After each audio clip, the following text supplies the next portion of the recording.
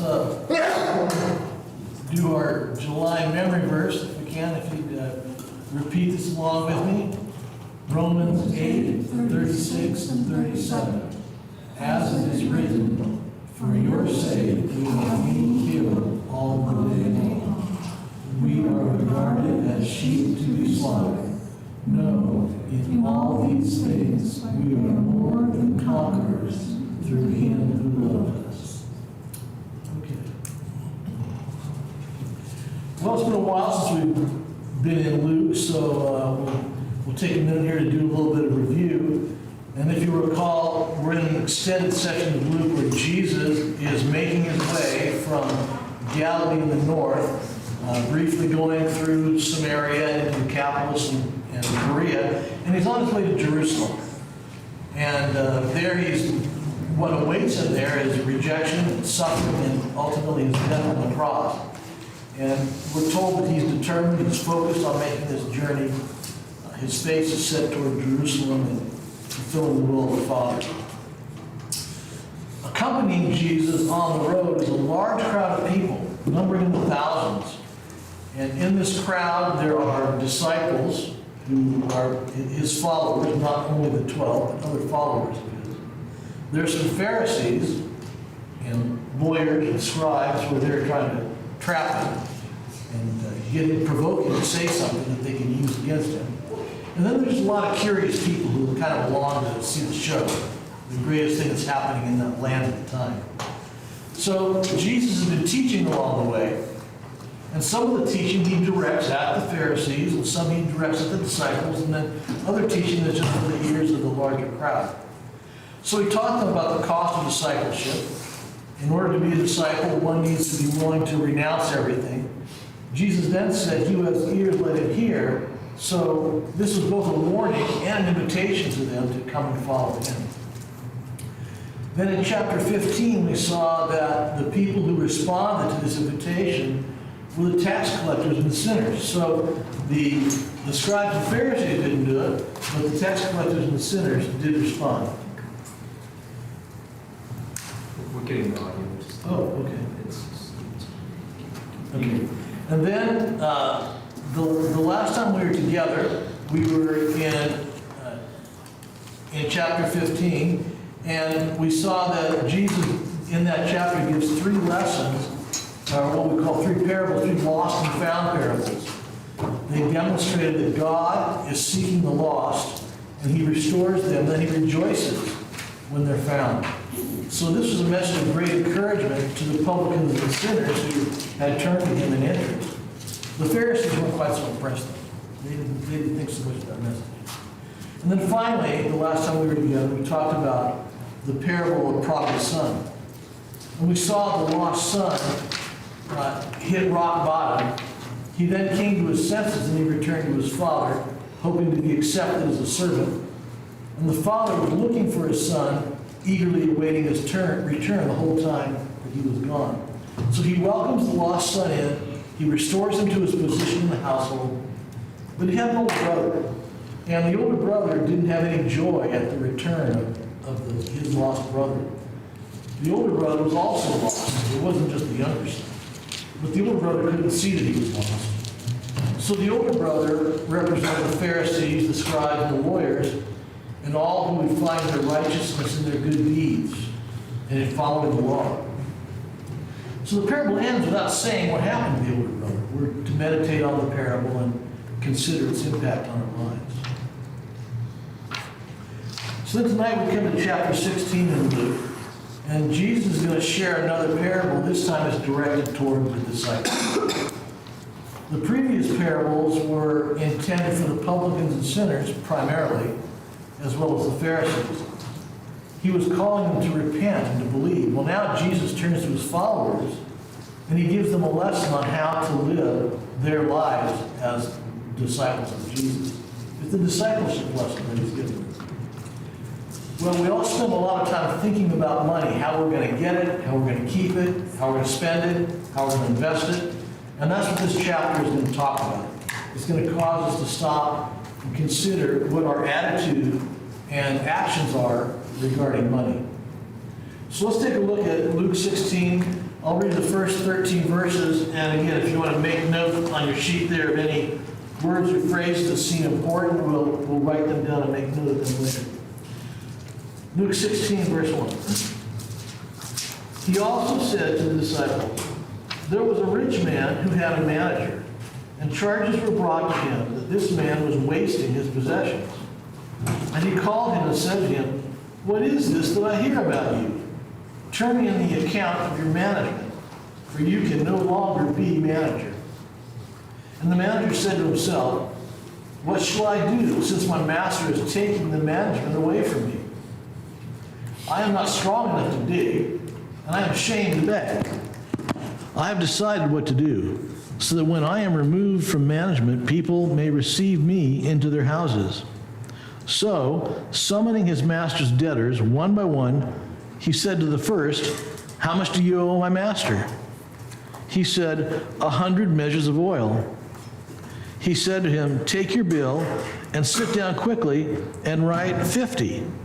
Then he said to another, and how much do you owe? He said, 100 measures of wheat. He said to him, take your bill and write 80. The master commended the dishonest manager for his shrewdness. For the sons of this world are more shrewd in dealing with their own generation than the sons of light. And I tell you, make friends for yourselves by means of unrighteous wealth, so that when it fails, they may receive you into the eternal dwellings. One who is faithful in very little is also faithful in much, and one who is dishonest in very little is also dishonest in much. If then you have not been faithful in the unrighteous wealth, who will entrust to you the true riches? And if you have not been faithful in that which is another's, who will give you that which is your own? No servant can serve two masters, for either he will hate the one and love the other, or he will be devoted to the one and despise the other. You cannot serve God and money. Okay, so what words jumped out at you as important there? Master. Master? Yep. Unrighteous. Unrighteous.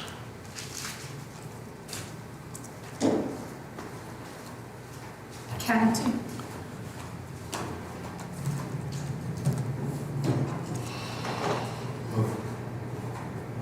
Faithful and dishonest.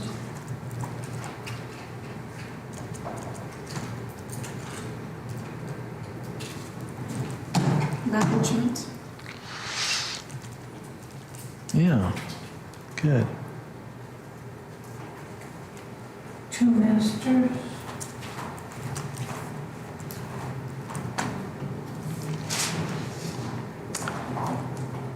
Okay, good. Yeah, these are all important. This is a good outline of where we're going to head tonight and what we'll talk about. Okay.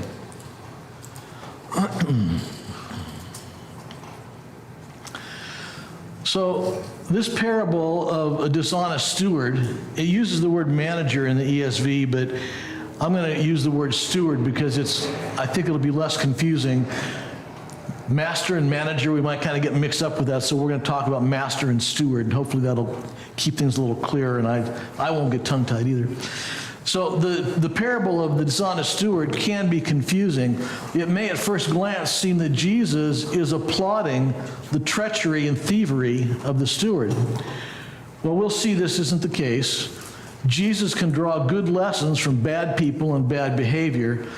And in fact, sometimes he does so intentionally just to get people's attention and get their response. So here Jesus uses this technique, and he's going to use some comparison and contrasting to communicate the lesson that he has for us. So we see in verse 1 that he's directing this parable to the disciples. Now we know the Pharisees are still around because we're going to see later on, we'll see this next week, that they have a response to this teaching of Jesus. So they're still there, and they're overhearing what he's saying, but the primary audience for this is the disciples. The Greek word that's used here, that Luke uses here, he uses it in many other places too. It's mathetes, and the root word is math, and it means to learn, and it's where we get our English word mathematics. Bible scholar W.E. Vine gives us a little bit richer, fuller picture of this word. He says that it indicates thought accompanied by endeavor. Thought accompanied by endeavor. Well, our oldest daughter teaches middle school math, and so I told her about the origins of this word, and I said, you know, the next time one of your algebra students complains that it's too hard, remind them that the answer is not going to jump off the page at them, but it takes thought plus endeavor to get there. I don't know if she thought that was helpful or not, but I had to share it with her. But it requires both. It requires both thought and endeavor. And if you think back to the math courses you had in school, it makes sense, right? You didn't just automatically get those answers, but you had to think about it, and you had to work through it. And it took some effort to get there. Well, what Luke is telling us here is this is the hallmark of a disciple also. If we're going to become better disciples of Jesus, we're called to have thought accompanied by endeavor. We have to think correctly, and then we have to apply that to our lives. So that's why we always try to include some application questions at the end of our lesson each week, because we want to do the thinking, and then we want to do the endeavor or the applying as well. If you remember when we studied the narrow gate in Luke chapter 13, Jesus said that the door was narrow, and he said that you will have to strive to enter through that door. As a reminder, somebody has Luke 13:24. Oh, yeah.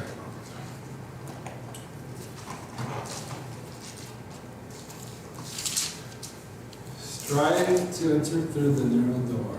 For many, I tell you, seek to enter and will not be.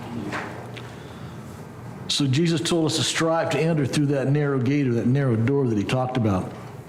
The disciple isn't called to a life of leisure, but a life of striving.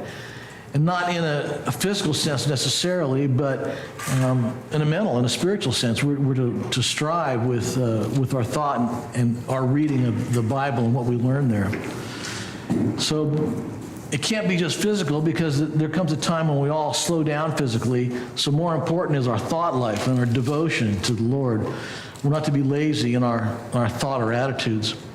And I thought about in our own family when Barb's mom was alive, her whole life she was very active and very diligent, very hard worker, which was kind of a requirement because she was a farmer's wife. It was part of the gig. But as she got older, she slowed down.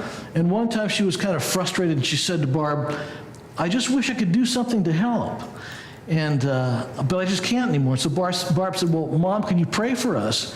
And she said, "Well, sure, I can do that, but I want to do something." And Barb encouraged her by saying, "Well, you know, right now that'd be the very best thing you could possibly do for us, is to pray for us." So we want to have that thought accompanied by endeavor. And that's what Luke is reminding us here as he uses this word about disciples. And so we're to watch over our hearts and guard them. Somebody has Proverbs 4:23. We see that example there as well.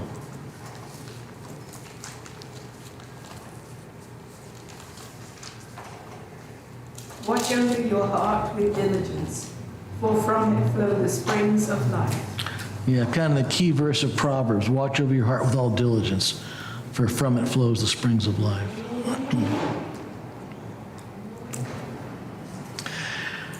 So let's move on from talking about the intended audience to the parable itself. Jesus tells of a wealthy man who has a steward, and the steward handles all of his affairs.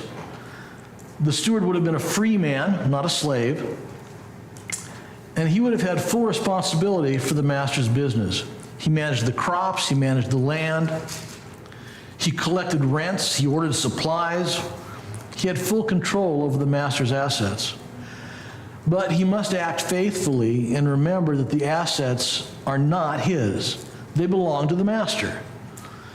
So as a result of this high responsibility, he also enjoyed a high social status. It was certainly desirable that that steward would have certain talents and abilities to best carry out his work, But the most important characteristic of a good steward was that he be found faithful to his master. Well, we see here in the early part here in verse 2, the master confronts the steward. He brings charges against the steward based upon what he's heard. And he says to the steward, "You've been wasting my goods." Or in other words, he had not been faithful to the master in what he was supposed to be handling. So the assumption here is that this isn't just some gossip he's heard, but he has it on good authority that this is going on. We're not given any details about that and how he checked out those claims or if he checked out those claims, but it's understood that they were legitimate. And later, as we see the response of the steward, he doesn't seem to deny it. So he kind of verifies this understanding that these were accurate charges. So the master has heard reports of the steward being wasteful, but again, he apparently has this on good authority. And the decision for what he's going to do has been made. The course of action has been determined, and the master says, "I'm going to discharge you. You're an unfaithful servant, unfaithful steward." There's no discussion about it.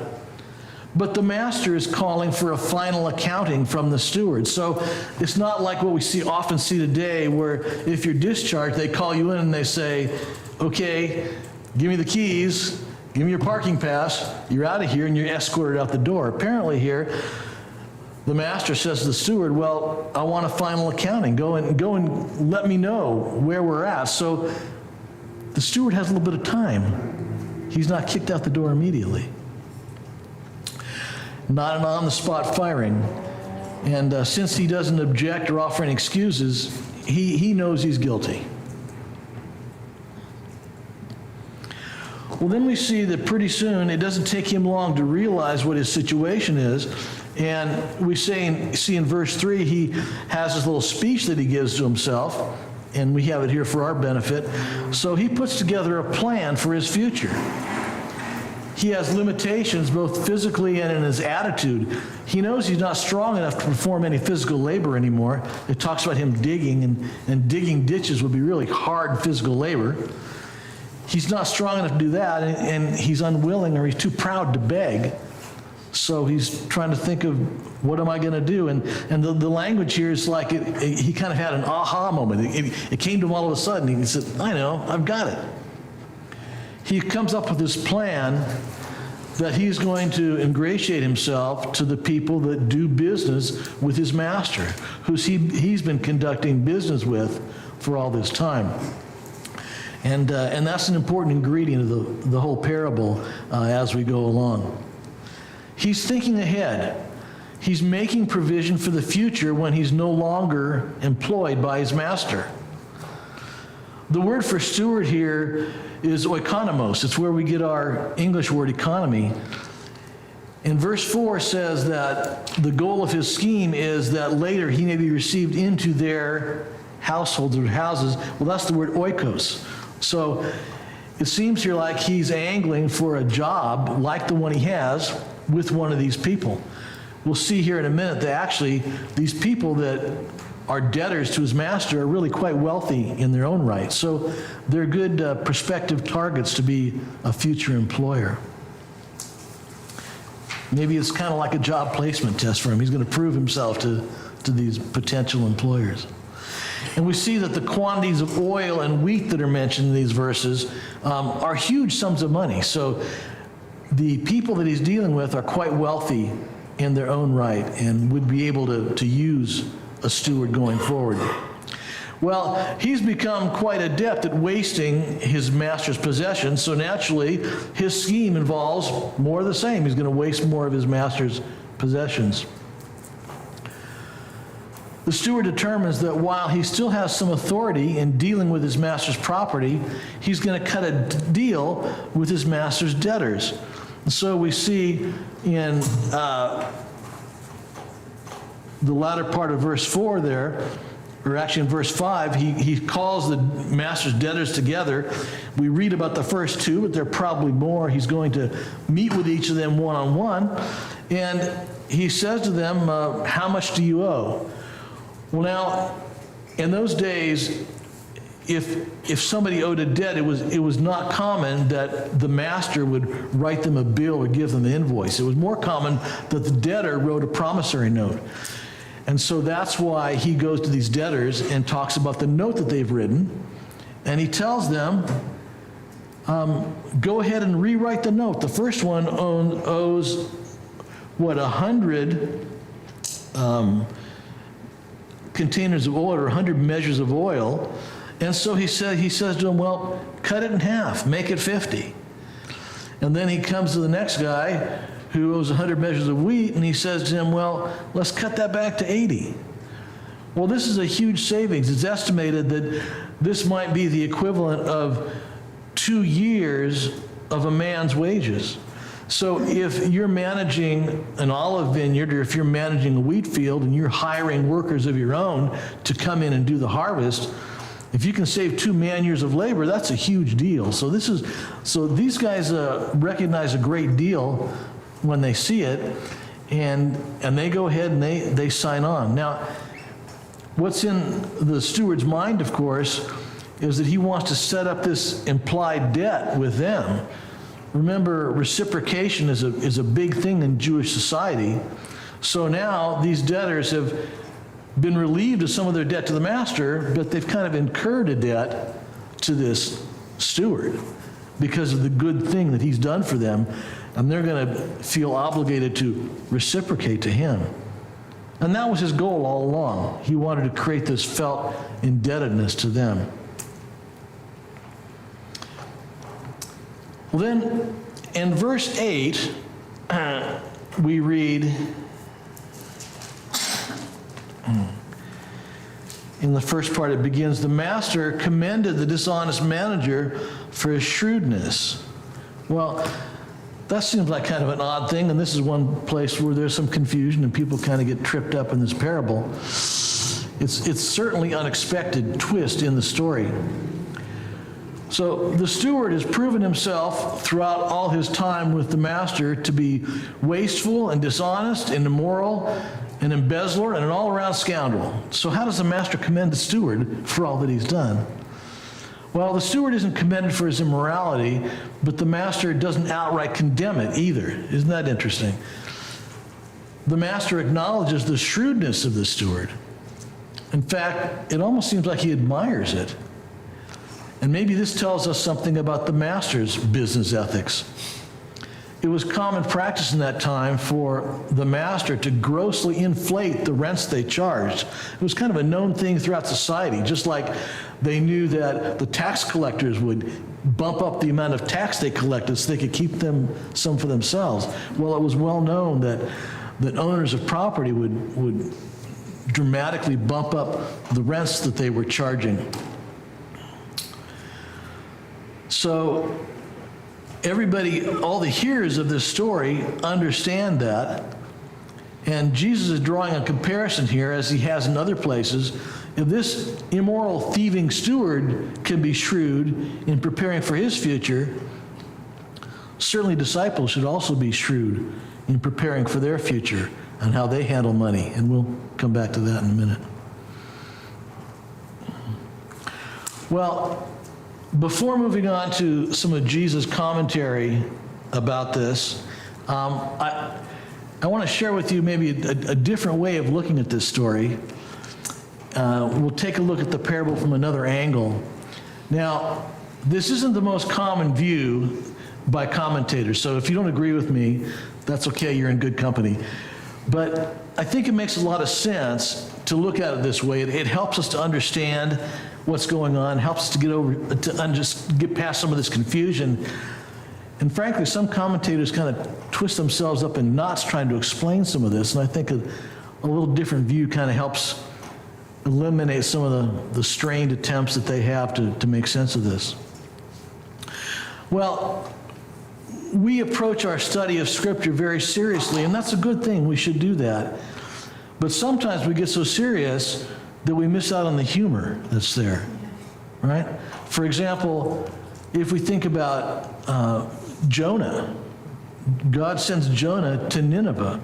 Well, Nineveh, the word Nineveh means something like place of fish or house of fish.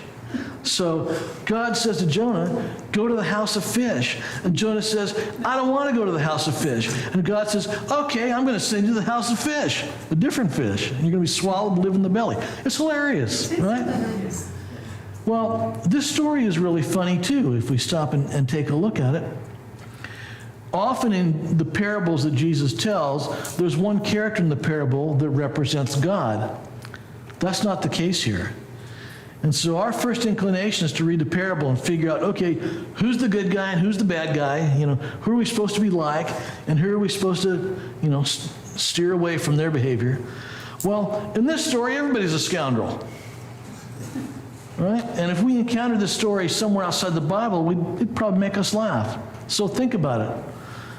The steward is accused of wasting the master's resources. So when he's fired, he says, you're firing me for wasting resources? Okay, I'll show you what wasting resources really looks like. But since I'm too proud and lazy to do any hard work, this time I'm going to waste your resources and I'm going to do it all for my benefit. So he cuts these side deals with all these debtors, and they're only too happy to pay less than they know they're obligated to pay, so there's no virtue in them. And we've already talked about the master. He's not a shining example of virtue because he's probably overcharging for his rents in the first place. And you'll notice that his response is not to haul the steward into court, right? He doesn't say, this guy's guilty of embezzlement, and he doesn't take him before the judge or demand that he be thrown into jail. Well, why not? Well, one crook appreciates the work of another crook. He realizes the steward got the better of him, and he kind of appreciates that, right? Maybe he even envies the guy a little bit. I mean, you almost kind of wonder if he's secretly thinking, wow, I wish I'd thought of that. And you have to think that people in the crowd were kind of getting this, right? And some of them must have been chuckling, and some of them even were thinking, well, the master got what he had coming to him, didn't he? He got outfoxed in here. Well, that caused me to think of a more contemporary example. Have you ever seen the movie The Sting? Right? There's a rich, cheating mob boss who gets swindled by a couple of small-time hustlers. And at the end of the movie, we laugh, we admire the cleverness of the hustlers, and we feel the mob boss got what he had coming to him. Well, it's kind of like what's happening here in this tale. So, to me, when I look at it that way, as a funny story that Jesus is telling, it kind of helps things fall into place a little bit more. As I said, not the majority view of how to view this, but to me it makes a lot of sense, and hopefully it helps to give a little different perspective and enlightenment on the story. Well, Jesus has told this funny story, but that doesn't mean he's being frivolous about what he's trying to teach. He's used it as a way to gain their attention. And so now that he's gained their attention by telling them this parable, he's got their attention, now he's going to drive home his point.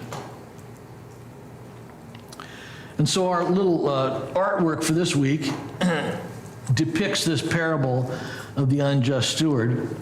And this was painted by a Dutch Renaissance painter, Remmerswael, in the 1500s. And you'll notice that the guy there in the red is representing the master, and then the other guy without the hat, that represents the steward. And let me blow up this back section here. You can see in the background, there's the steward, and he's making these deals with the debtors, right? And the one debtor is exchanging the new note with the steward, and he's kind of taking his hat off to the steward because he's so pleased with this windfall he just has in the way of his debt reduction. The artist is also trying to communicate here what we'll see in a little bit, this idea of having two masters that Jesus talks about at the end of our section today. So the master has his hands pointing down to what represents his wealth.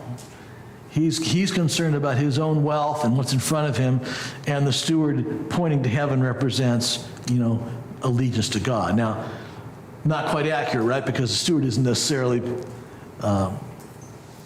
without fault himself, but this is the artist's way of depicting this dispute,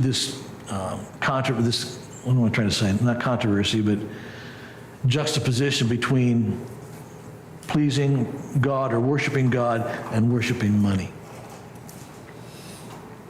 Okay.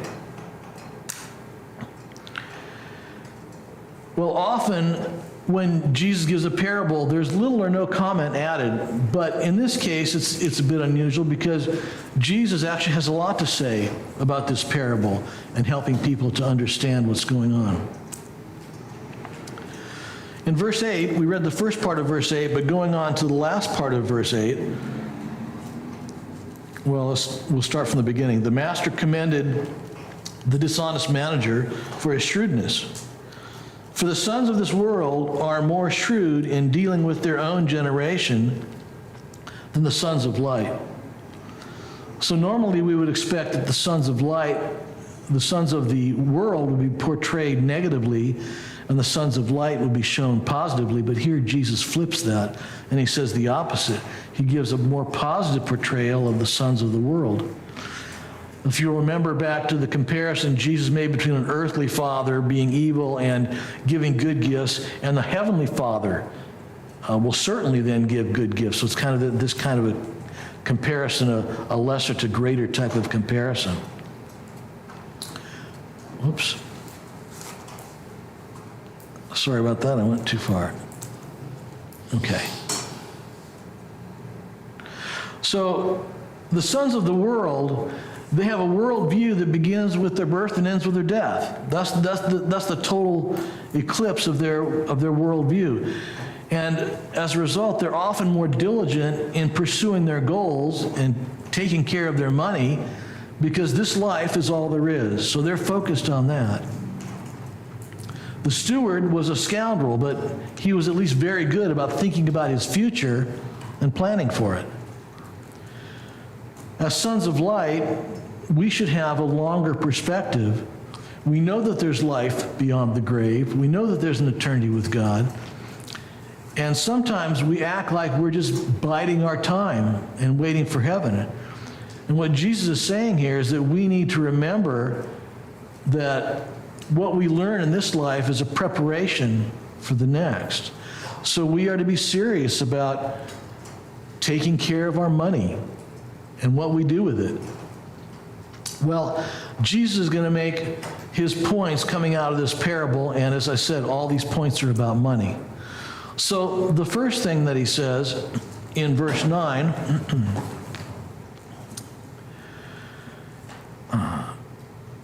and I tell you, make friends for yourselves by means of unrighteous wealth, so that when it fails, they may receive you into the eternal dwellings.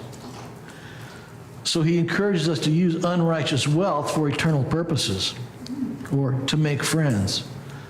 Now this is following verse 8, where he said about the sons of the world versus the sons of God. And he's telling us here in some verses, make friends with unrighteous wealth. This at first may sound like we're trying to buy friends, but that's not what he's saying. He's not telling us to buy friendships. What he's telling us is that money is temporary or temporal. It's not going to last into eternity. So we should use the money that we have, and we should use it wisely while we have it.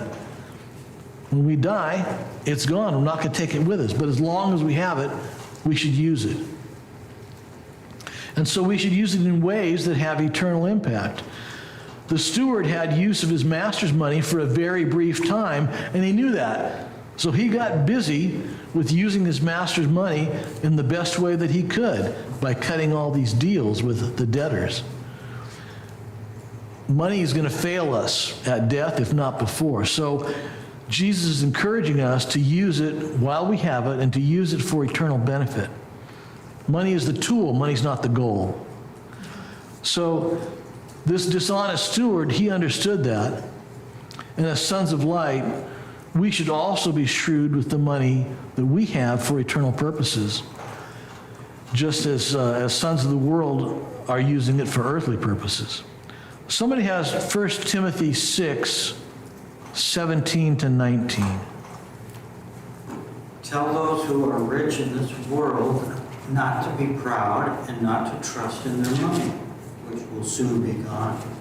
But their trust should be in the living God, who richly gives us all we need for our enjoyment. Tell them to use their money to do good. They should be rich in good works and should give generously to those in need, always being ready to share with others whatever God has given them. By doing this, they will be storing up their treasure as a good foundation for the future, so that they may take hold of real life. So that's Paul's comments, and that really puts a little meat on the bones here of what Jesus is saying about making friends with unrighteous wealth and using them for eternal purposes. And Paul goes through a list there of some ways we can do that and we can apply that. The second point that Jesus makes coming out of this parable is that money is an indicator of character. So we see that in verse 10. One who is faithful in a very little is also faithful in much, and one who is dishonest in a very little is also dishonest in much. So the steward was dismissed for wasting resources. The master heard of this one area where the steward was doing wrong, but it gave him reason to suspect that the steward had been unfaithful in everything else as well. So in God's eyes and in the eyes of eternity, money is a small thing, but if we're not faithful with this small thing, it's an indication that we're not going to be faithful with greater things. If a man is slow to pay his debts, isn't he also likely to be slow to obey spiritual principles? If someone is careless with their money, are they not also likely to be careless with the truth or the greater things of life? So it's a good indicator of what's going on inside a person. Jesus tells us that the way we use our money then is a barometer of our spiritual health.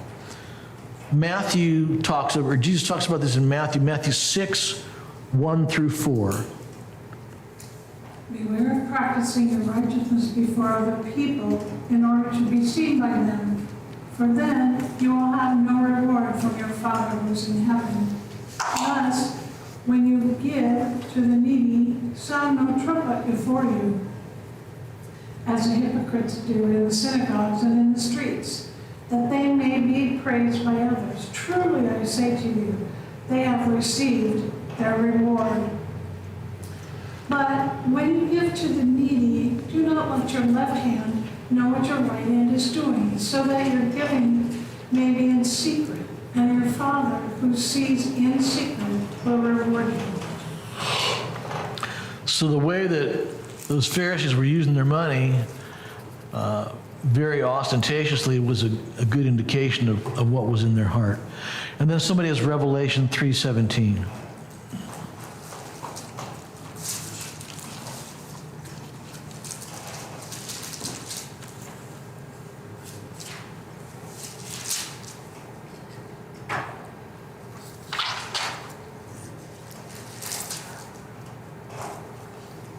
You say, I am rich. I have everything I want. I don't need a thing. And you don't realize that you are wretched and miserable and poor and blind and naked. Okay. So there again, that connection between money and what's going on the inside.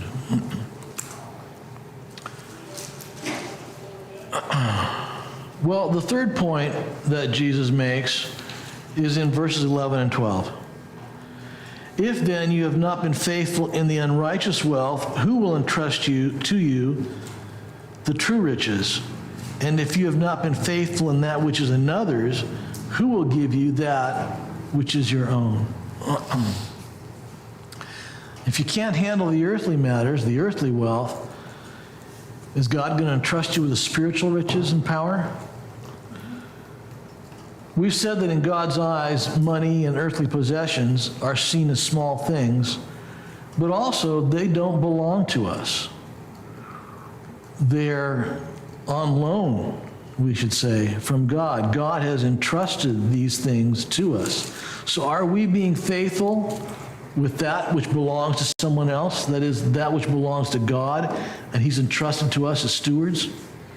And we're promised an inheritance, and that inheritance is something we'll own. Those are the true riches. So Jesus is saying here, if we can't handle the small earthly things that don't belong to us, how can we handle the full spiritual riches that God has for us? Can poor handling of money keep us from fully realizing God's blessing for us? Yeah, I think it can. Somebody has Colossians 3:23 and 24. Whatever you do, work heartily as for the Lord and not for men, knowing that from the Lord you will receive the inheritance as your reward. You are serving the Lord Christ. Okay, so that's what we really want.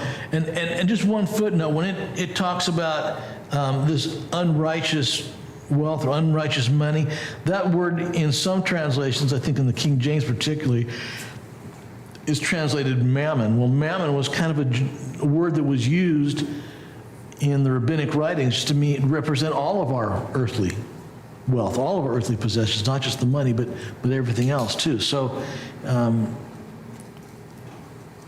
how we handle that is going to have an effect on realizing the true greater blessings that we will own from God. The fourth point that Jesus makes here about this parable is in verse 13.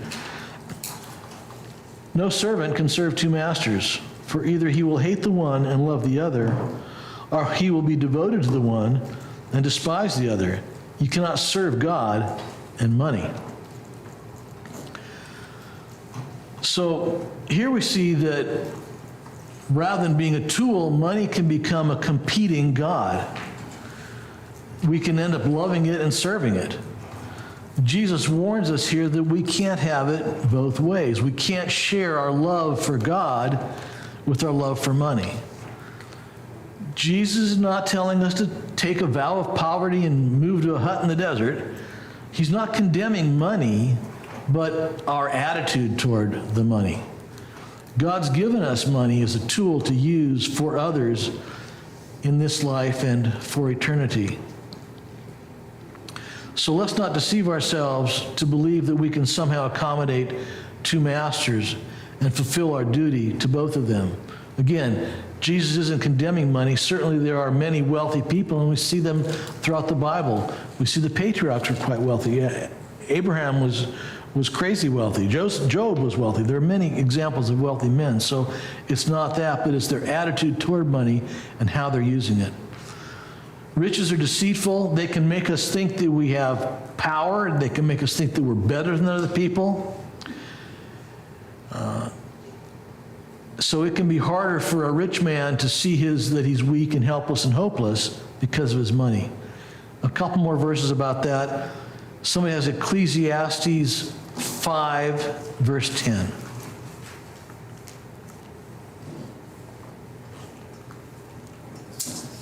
He who loves money will not be satisfied with money, nor he who loves abundance with its income.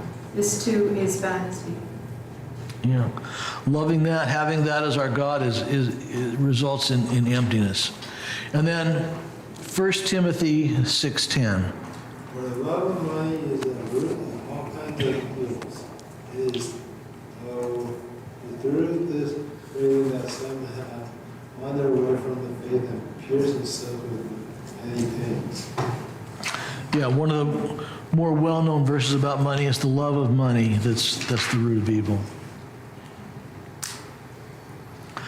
Well, then one final thought about this parable, and we won't read the whole section, but if you'll turn your Bibles to Mark 25. It's a familiar section, and we'll make a couple of points about this. I'm sorry, Matthew. Matthew 25. Yeah, good luck with Mark 25. You'll be looking for a while for that.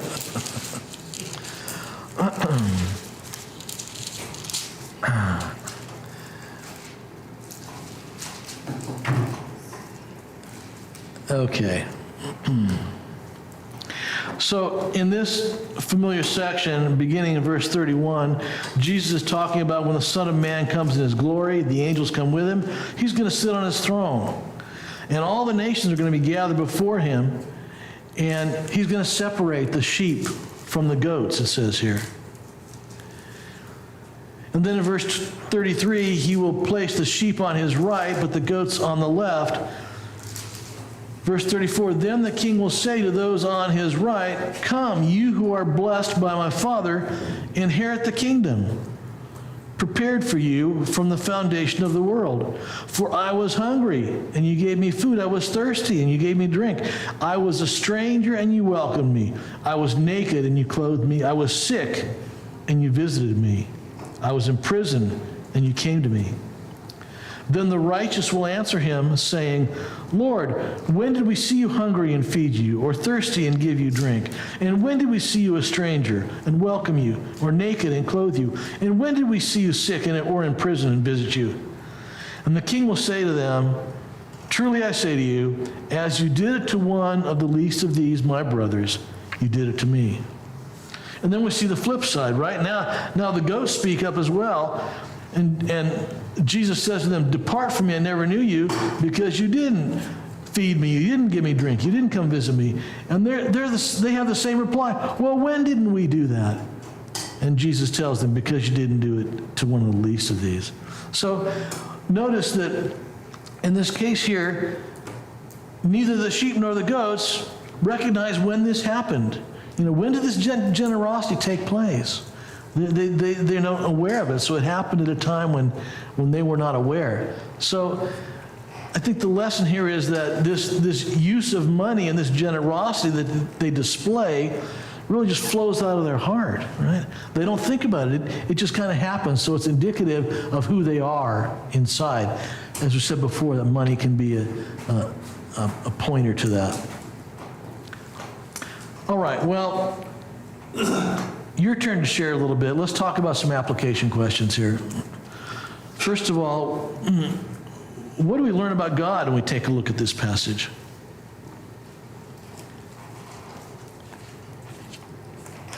I think stewardship is a really good word to understand the Bible concept. And of course, that God owns everything. Like, is anything ever really our own? Our cars, our property, our kids? Like, they're all a stewardship from God. God is the kind of God that owns everything, but somehow He says, I'm going to let you try, having some of my authority, having some of my wealth, or whatever it is. What are you going to do with it? And it's, I think it's just very telling kind of idea, it's a compelling idea that God does that. And stewardship is a great word to look at things in life, and you feel a little less entitled and a little less demanding if you realize that, even over your kids. Yeah.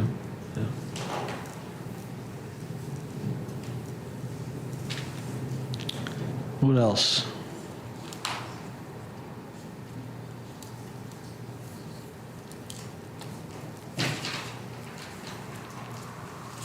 You cannot serve both.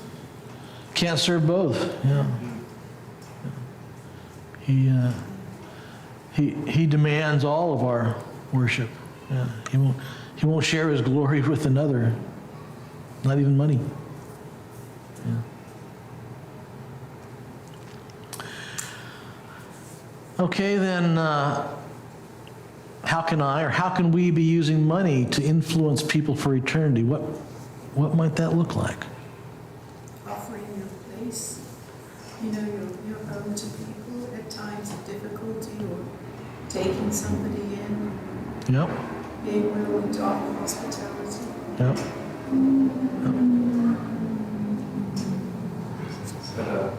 passage in Matthew 25. It's just giving drinks of water, helping people that are in need, and yeah, generosity, hospitality is good words for it. I think everyone, it doesn't necessarily mean, talked about this last time, just giving money to homeless people, but just genuine hospitality or generosity and help. Sometimes giving money, I suppose. Yeah, there's some discernment there, right? I mean, just handing out money to homeless people can be counterproductive. So, yeah, I mean, that's one of the points here is to wisely use our money. It came up a couple weeks ago. Oh, okay. Sorry, I didn't mean to bring up that. So sorry. Maybe setting up a charitable foundation. Well, yeah, that's right. There's just a ton of ways we can do it, whether it's just, sharing some lodging for people that are in a bad spot temporarily, whether it's, supporting missionaries that are going to share the gospel, whether it's, I mean, we've touched on a few of these. There's certainly a lot of ways that we can do this. It doesn't always have to be money either. Sometimes it can just be encouragement or coming alongside someone. Yeah, caring for them in a way, genuine way, that people would normally give the time of day for. Yeah. And that love comes from God, it's not with us. And sharing Christ. Yeah. Freeing yourself from work, so you don't have to work for money, so you have a little time to share with others. Yeah.